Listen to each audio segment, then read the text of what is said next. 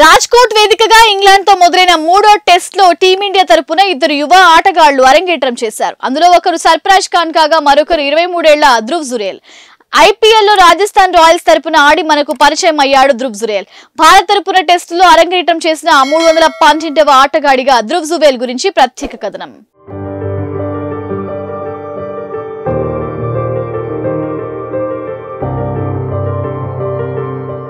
Dhruv Jurel the సైనిక కుటుంబ సభ్యుడు. అతని తాత, తండ్రి, సోదరుడు అందరూ దేశానికి సైనిక సేవ అందించారు. ధ్రువ్ జురేల్ తండ్రి నిమ్ సింగ్ భారత సైన్యంలో హవల్దార్ గా పనిచేసి రిటైర్ అయ్యారు. భారత సైన్యం తరపున కార్గిల్ యుద్ధంలో పోరాడి పాకిస్తాన్ ఓడించి మెడల్ కూడా అందుకున్నాడు. కొడుకు క్రికెటర్ అవుతాడని తండ్రి ఊహించనేలేదు. నిజానికి తనలాగే కొడుకును కూడా దేశానికి సేవ చేసే సైనికుడిగా తయారు చేయాలనుకున్నాడు. అందుకోసం నేషనల్ డిఫెన్స్ అకాడమీ పరీక్షను క్రాక్ చేయాలని ఒత్తిడి తెచ్చాడు.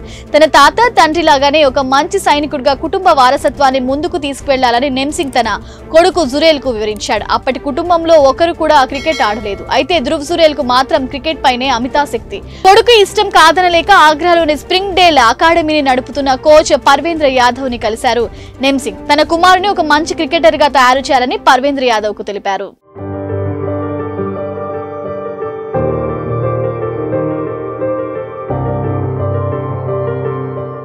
అప్పటికి క్రికెట్ ఆట చాలా ఖర్చుతో కూడుకున్నదని పర్వేంద్ర వివరించారు. ముఖ్యంగా బ్యాటర్ గా తయారవ్వాలనుకుంటున్న వారికి ఎక్కువ ఖర్చు అవుతుందన్నాడు. కొడుకు ధ్రువ్ జురేల్ కు ఒక మంచి బ్యాట్ ను కొనడం కోసం 800 రూపాయలు అప్పుగా తెచ్చినట్లు నిమ్ సింగ్ వివరించారు. ఆ తర్వాత బ్యాటింగ్ కిట్ 6000 ఉండడంతో అంత డబ్బు లేకపోవడంతో జురేల్ తల్లి బంగారం తాకట్టు పెట్టి కిట్ కొన్నట్లు గుర్తు చేశారు.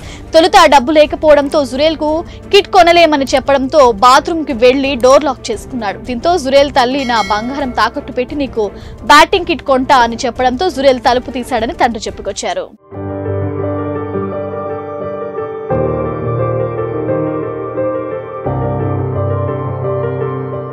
కేవలం 15 ఫస్ట్ క్లాస్ మ్యాచ్లు ఆడిన ధ్రువ్ జురేల్ ఒక సెంచరీ, 5 హాఫ్ సెంచరీలతో 790 పరుగులు చేశాడు. అలాగే అటు 2 స్టంపింగ్లు, 34 క్యాచ్లు కూడా ఖాతాలో వేసుకున్నాడు. కేఎస్ భరత్ స్థానంలో వచ్చిన జురేల్ కు ఇది మంచి అవకాశం అని చెప్పొచ్చు.